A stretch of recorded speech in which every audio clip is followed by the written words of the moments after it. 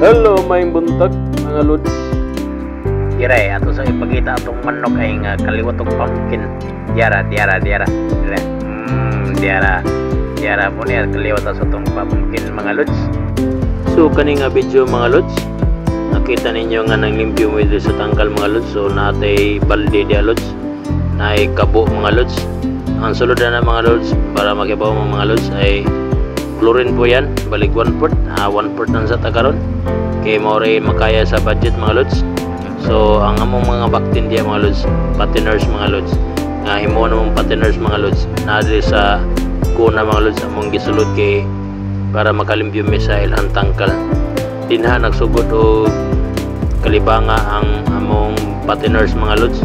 So maintang makarecover na sila mga lods. So nakita ninyo sa kuna mga lods, so luya dyan sila mga lods kaya tungod kay naglibanga, nagsuka kalibang sila mga lods.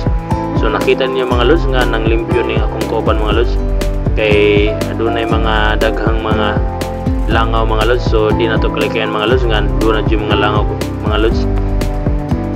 So mo na lods nga nag-disinfecta mga lods.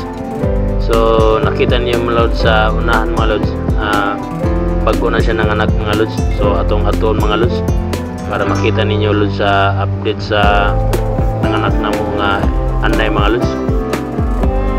Nakita niyo mga lods sa dirito mo agi mga lods ay pasensya na mga lods kay lisod yung mga agian mga lods kay wala pa kayo siya na-develop, wala pa kayo may nakahunat o renovate sa among tangkal mga lods. So maon ni siya lods ato ang bigal mga lods ng anak. So naa siya 12 ka anak mga lods. So nakita niyo mga lods nga wala pa putol lang yang igog mga lods. Kaya na busy kita sige ulan mga lods, wala kabaga mga lods. So ayan. So maro gini atong gilimpyon mga lods nga kinahanglan kita maglimpyo sa atong tangkal. So ayan po yung update natin sa ating babuyan ngayon mga kag-research.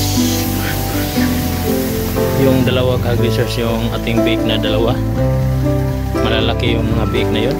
Tapos bigla na lang ganyan ang nangyari mga research, hindi naagapan agad. So hindi sila nakarecover sa ating mga gamot na ibinigay mga research. So yun po ang ginamit natin sa pag-test mga lods.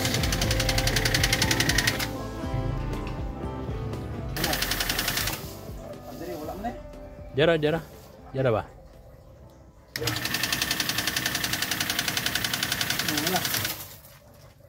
Yung mga manok dah kilit para makajoy ka.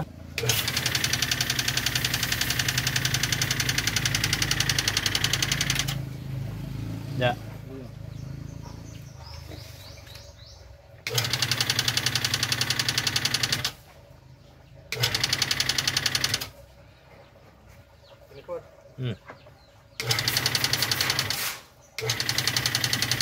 Raway langaw.